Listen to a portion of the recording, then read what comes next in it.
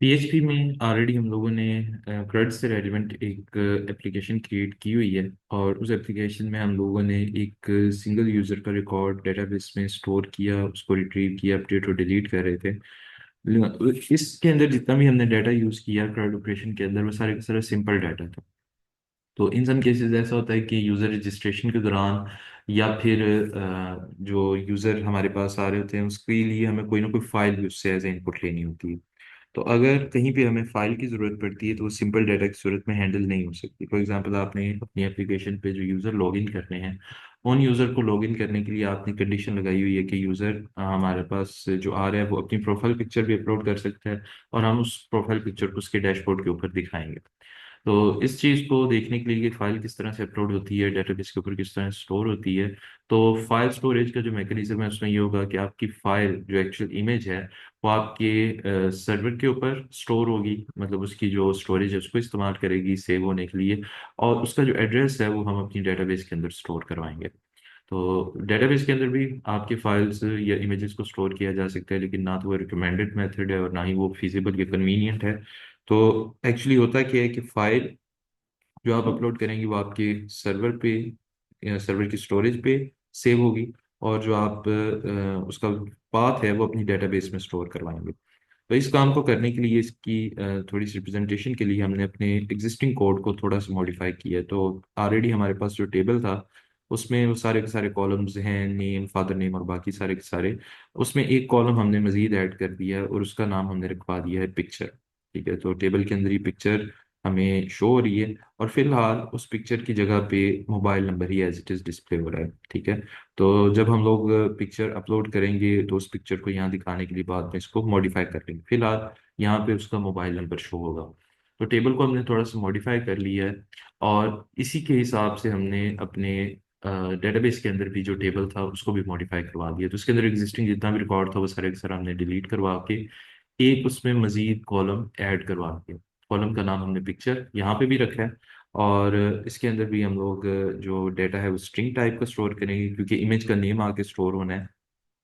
तो ये सारी की सारी चीज़ें एज इट इज़ वही हैं जो इससे पहले हम लोगों ने उसमें इस्तेमाल की हुई थी CRUD ऑपरेशन वाले असाइनमेंट के अंदर। तो इसमें सिर्फ एडिशन इस चीज़ की हुई है कि हम लोग यहाँ पे एक फर्दर कॉलम ऐड करके उसमें अपना पिक्चर का नेम या प्रोफाइल का नेम जो भी वो अपलोड करता है उसको स्टोर करवाना चाह रहे हैं। लेकिन यहाँ पे पिक्चर एक्चुअली अपलोड नहीं होगी, यहाँ पे सिर्फ उसका पाथ, उसका नेम सिर्फ स्टोर होगा। तो अब इस काम को किस तरह से परफॉर्म किया जा सकता है, तो इसके लिए लेट्स सपोज हम लोग चले जाते हैं क्रिएट वाले पेज के ऊपर। क्रिएट वाले पेज के ऊपर अगर हम लोग जाएं तो सारी की सारी इनपुट्स ऑलरेडी क्रिएटेड थी। उसमें सिर्फ एक और इनपुट हम लोगों ने ऐड कर दी प्रोफाइल पिक्चर के लिए, और इसकी जो इनपुट टाइप है वो हमने फाइल रखवा दी। ठीक है, तो इसका नेम हमने अपलोड रखवा लिया है, and it is also required just like other attributes. तो ये फॉर्म के अंदर एक थोड़ी सी मॉडिफिकेशन हुई है कि एक और हमने इनपुट फील्ड ऐड कर दी है, और जो इंडेक्स पे हमारे पास टेबल शो हो रहा था उसमें भी एक कॉलम हमने मजीद ऐड कर दी है। तो अगर इसकी आउटपुट हम लोग देखें तो फिलहाल जीरो रिजल्ट है, क्योंकि डेटाबेस में कोई भी चीज़ नहीं पड़ी हुई। तो हम लोग डायरेक्टली चले जाएंगे create.php के ऊपर, और इस फॉर्म को हम लोग हैंडल करेंगे। तो create.php के ऊपर अब हमारा फॉर्म सेम वही है, सिर्फ इसमें प्रोफाइल पिक्चर और उसके साथ साथ फाइल ऐड करने की, फाइल सेलेक्ट करने की हमारे पास जो ऑप्शन है वो शो हो रही है। ओके, तो लेट्स सपोज अगर ये फॉर्म अपना डाटा सबमिट करता है, तो ये फॉर्म डाटा सबमिट करेगा, लेकिन फॉर्म के अंदर एक मजीद एडिशन हमने ये की है create.php के पेज में, कि फॉर्म के अंदर अब हम लोगों ने इंक्रिप्शन टाइप डिफाइन कर दी है। तो पहले, इससे पहले तक हमारा जितना भी डाटा था वो सारा टेक्सचुअल फॉर्म में था, वो नेम हो, पासवर्ड हो, टेक्सचुअल फॉर्मेट का डाटा है। लेकिन अब क्योंकि उसके साथ साथ हम लोगों ने अपनी फाइल सेंड करनी है, तो हमें इसकी इंक्रिप्शन टाइप डिफाइन करनी पड़ेगी। तो ये याद से, अगर आप कोई फाइल को हैंडल कर रहे हैं अपने फॉर्म के अंदर, तो लाजमी इसको डिफाइन कर दीजिएगा कि ये मल्टीपल टाइप का डाटा लेके जाएगा। तो अगर ये आप इंक्रिप्शन मेथड मेथड डिफाइन नहीं करते तो आपकी ये जो फाइल है ये अपलोड नहीं। ठीक है, तो एक चेंज इसमें हमने ये भी किया हुआ है। एनी हाउ, तो create.php डाटा हमें हमारा सेंड कर रहा है insert.php के पास। तो insert.php में ऑलरेडी हम लोगों ने कोड लिखा हुआ। ठीक है, अब इस कोड के अंदर एक थोड़ी सी मॉडिफिकेशन हम लोग ये कर लेते हैं कि जी, अगर तो हमारे पास जो डाटा आ रहा है उसमें जो सबमिट का बटन है वो क्लिक हुआ है, तो उस सूरत में हम लोग क्या काम करेंगे। तो यहाँ पे सबमिट का अगर बटन उसने प्रेस किया है, उसकी सूरत में ये जो वेरिएबल्स हैं ये ऑटोमेटिकली सेट हो जाएंगे। इसमें हमने कोई चेंज नहीं किया, ये एज इट इज़ वैसे के वैसे ही हैं जिस तरह हमने इनिशियली डिफाइन किए थे। अब अगर यूज़र हमारे पास आता है, उसने सबमिट के बटन के ऊपर क्लिक किया हुआ है, तो यहाँ पे हमें अब मोबाइल नंबर के साथ साथ उसका उसकी उसने जो फाइल अपलोड की है वो भी यहाँ पे गेट करवाना है। तो लेट्स सपोज हम उसका नाम लिखवा लेते हैं अपलोडेड फाइल।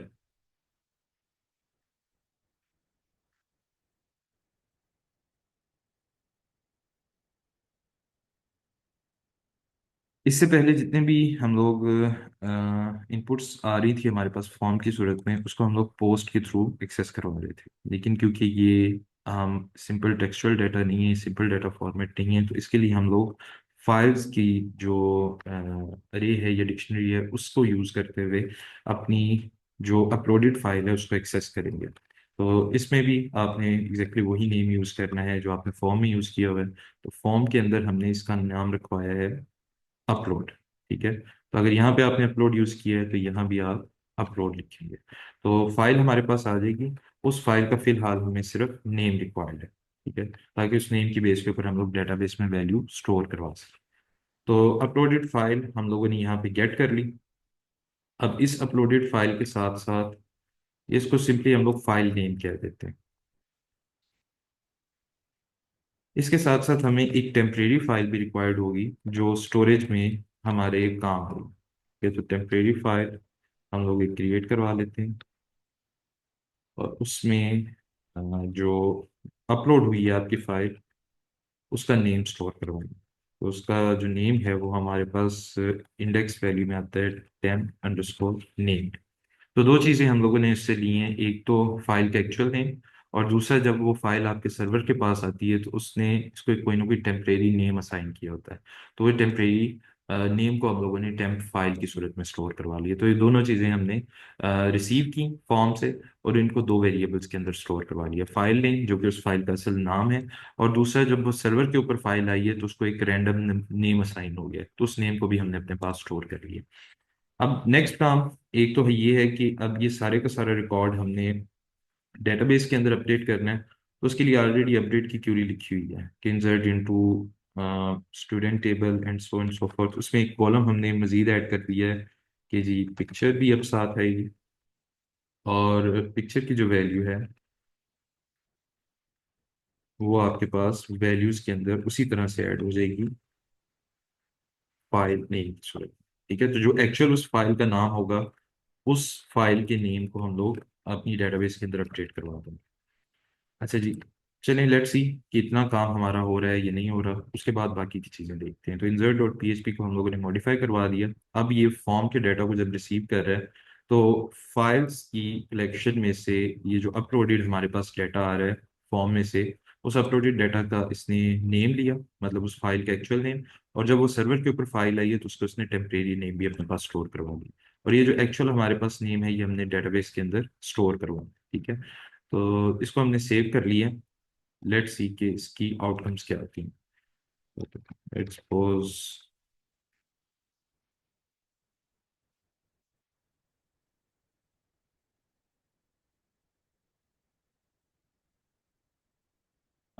फाइल सिलेक्शन के लिए हमारे पास मेन्यू ऑटोमेटिकली ओपन हो जाएगा। पिक्चर्स में से लेट्स सपोज एक पिक्चर हमने सेलेक्ट की और क्रिएट रिकॉर्ड के ऊपर क्लिक कर दिया।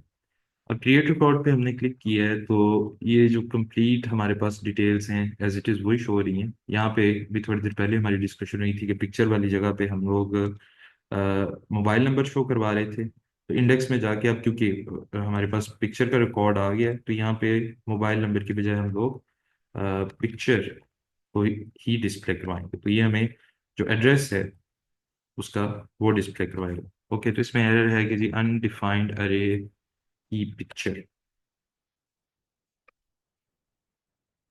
हमारे पास ऑलरेडी पिक्चर आ रही है।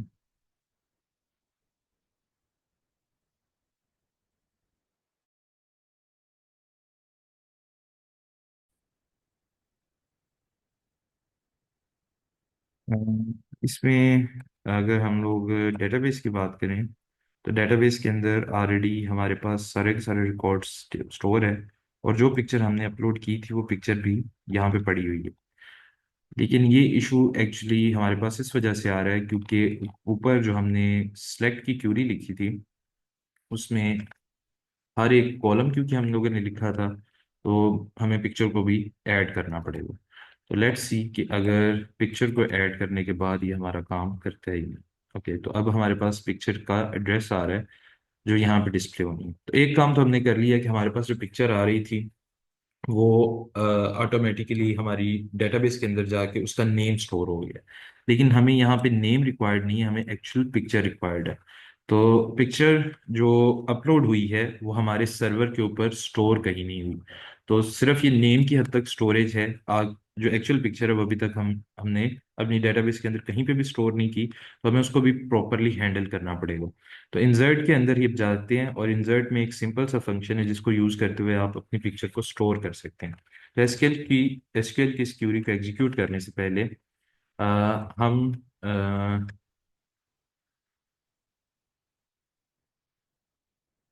फंक्शन यूज कर लेते हैं मूव अपलोडेड फाइल्स के नाम से। अब इस फंक्शन के अंदर हमें दो पैरामीटर्स देने हैं कि कौन सी फाइल को आपने कहाँ पे स्टोर करवाना है। ठीक है। तो इसमें कंफ्यूज हो जाते हैं हम लोग समटाइम्स कि हम लोग इस फाइल को कंसिडर कर लेते हैं कि ये हमारी एक्चुअल फाइल है, लेकिन ये एक्चुअल फाइल नहीं है, सिर्फ उसका नेम है जो हमने अपलोड की है। जो फाइल हमारे सर्वर के पास आई है वो टेम्परेरी फाइल है, तो जो भी हमने अपलोड किया हुआ है उसका टेम्परेरी नेम हमारे सर्वर वाला इस्तेमाल होगा। तो हम सर्वर को कहेंगे कि आप जो टेम्परेरी फाइल है उस टेम्परेरी फाइल को शिफ्ट करवा दें एक नए एड्रेस के ऊपर। तो एड्रेस हम लोग अपनी मर्जी का यहाँ पे दे सकते हैं। तो लेट्स सपोज मैं इसको कहता हूँ कि आप रूट डायरेक्टरी में ही इस इमेज को प्लेस करवा दें। तो रूट डायरेक्टरी में हम let's suppose sorry root directory में एज इट इज हम लोग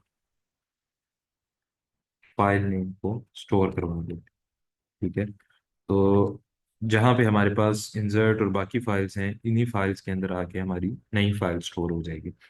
तो इस एक फंक्शन को यूज करने से एक्चुअली क्या हुआ कि फाइल आपके पास आई, फाइल सर्वर ने रिसीव कर ली।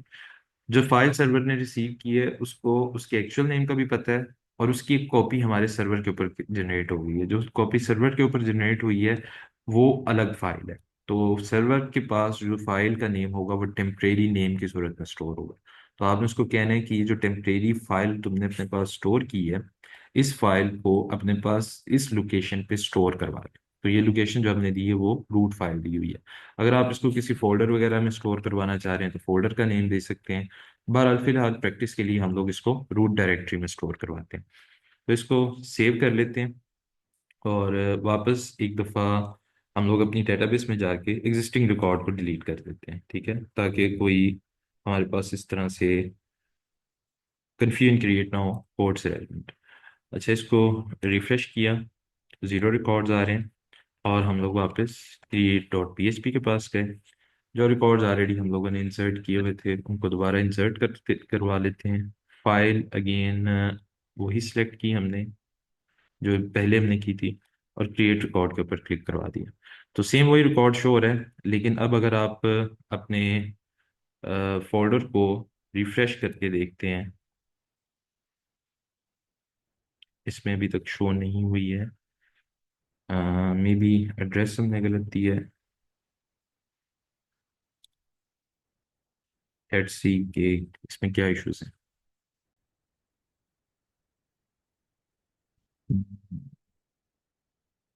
डेटा रिसीव किया और उसके बाद डेटा अपलोड कर दिया है। डेटाबेस में डेटा स्टोर भी हो रहा है हमारा, लेकिन फाइल हमारी स्टोर नहीं हो रही। तो एक्चुअली जो इशू है हमारे पास वो नेम वेरिएबल से रेलिवेंट है। यहाँ पे हम लोगों ने टेम्प यूज़ किया है, ये एक्चुअली टेम्प की बजाय टीएमपी है। ठीक है। तो नेम की मिस्टेक है हमारे पास। मजीद इसके अलावा आई डोंट थिंक सो कि कोई और मिस्टेक होगी। तो बहरहाल इसको हमने सेव कर लिया। Name, father name, city, age, mobile number. Name भी रिसीव हो रहा है हमारे पास और टेम्परेरी नेम भी आ गया। टेम्परेरी फाइल जो सर्वर के पास पड़ी हुई है वो हमने इस एड्रेस के ऊपर स्टोर करवानी है। और ये एड्रेस हमारी रूट डायरेक्टरी का एड्रेस है। तो लेट्स सी कि create dot P H P, again same file choose कर लेते हैं और क्रिएट रिकॉर्ड करते हैं। तो ये डाटा हमारा डेटाबेस से फेच होके आ रहा है और फाइल भी हमारे पास स्टोर हो गई है सर्वर के ऊपर। तो अब जितने भी रिकॉर्ड हम लोग क्रिएट करवाएंगे उन रिकॉर्ड्स के मुताबिक ऑटोमेटिकली हमारी फाइल हमारे सर्वर में स्टोर होती रहेगी। अब ये जो फाइल हमने सर्वर के अंदर स्टोर की है, इस फाइल को हम लोग यूज़ करेंगे डिस्प्ले करवाने के लिए। तो ऑलरेडी यहाँ पे सिर्फ शो हो रही है पिक्चर का एड्रेस। मैं चाह रहा हूँ कि पिक्चर एड्रेस की बजाय यहाँ पे कंप्लीट पिक्चर शो हो। तो स्ट्रिंग के अंदर मैं एड्रेस पास कर देता हूँ कि जी आपने रूट डायरेक्टरी में ये वाली पिक्चर उसको दिखानी है। तो ऑलरेडी अगर आप टेबल में देखें तो इमेज का नेम आ रहा है। ठीक है, हमें सिर्फ उसका एड्रेस देना है और उसको इमेज के अंदर शो करवाना है। तो लेट्स सपोज यहाँ पे कंप्लीट इमेज टैग क्रिएट करवा लेते हैं। इसको कट करते हैं। स्ट्रिंग की सूरत में इमेज टैग हमने बनाया। सोर्स के अंदर हम लोग पास करेंगे अपनी जो इमेज है उसका एड्रेस। और लेट्स सपोज इसको हमने क्लोज कर दिया। ठीक है, तो स्ट्रिंग कंकैटिनेशन हो रही है, इसको भी चेक करवा लेते हैं कि क्या इसमें कोई इशू है या नहीं है। लेकिन फिलहाल सोर्स के अंदर हमने दोबारा से एक पूरी पूरी स्ट्रिंग पास की। ओके, स्ट्रिंग यहाँ एंड हो रही है, यहाँ से दोबारा स्टार्ट हो रही है। तो लेट्स सी अगर इसको ठीक रेंडर करता है तो ठीक है, वरना इसको दोबारा से चेक करवा लेंगे। ओके, तो इसको रिफ्रेश किया।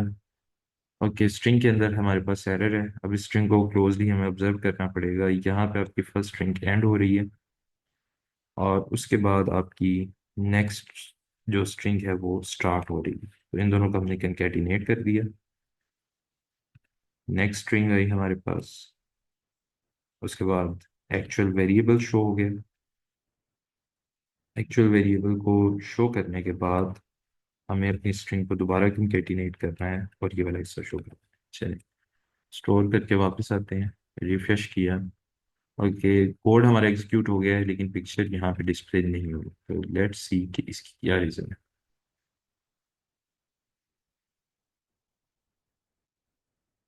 सोर्स के अंदर आ रहा है डॉट, डॉट के बाद स्लैश मिसिंग है, लेकिन इमेज का नेम बिल्कुल ठीक आ रहा है।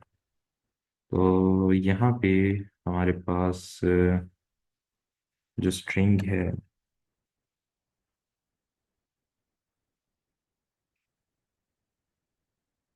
किस तरह से क्या ठीक है।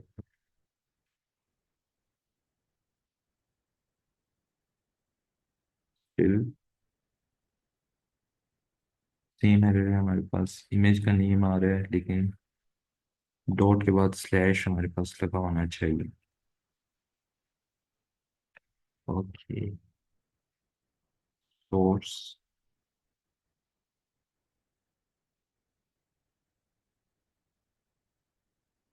फर्स्ट कंकैटिनेशन, बाद सोर्स स्टार्ट हुआ, फिर इमेज का एड्रेस आएगा।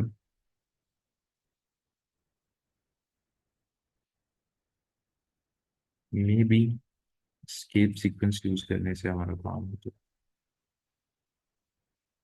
ओके, स्केप सीक्वेंस के हिसाब से दूसरी पैकेट हमारे पास शो हो रही है। Let's see.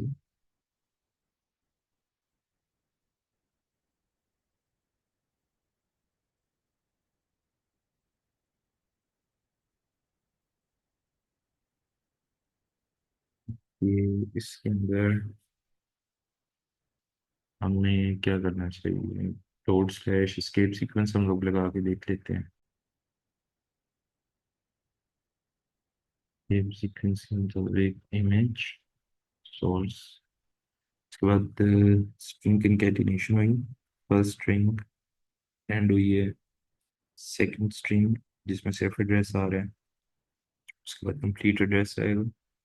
थर्ड स्ट्रिंग में इन्वर्टेड कॉमा है और इसके बाद ऐड किया हुआ है।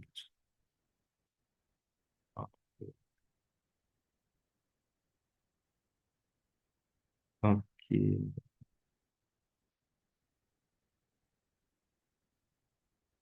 इसमें हमारे पास जो एरर है स्ट्रिंग सीक्वेंस का नहीं है। ओके, सिंपल सा एक हमारे पास एरर हो सकता है, जो कि हम लोगों ने गलती की है कि सोर्स के बाद इक्वल टू का साइन यूज नहीं किया। तो क्योंकि ये इमेज का पैरामीटर है, तो पैरामीटर की वैल्यू के साथ हमने इक्वल टू का साइन लगाना था। तो लेट्स सी क्या इसकी वजह से हमारा जो आउटकम है उस चेंज होती है नहीं। बाकी आई थिंक सो सेम है एस्केप सीक्वेंस, उसमें कोई इशू नहीं।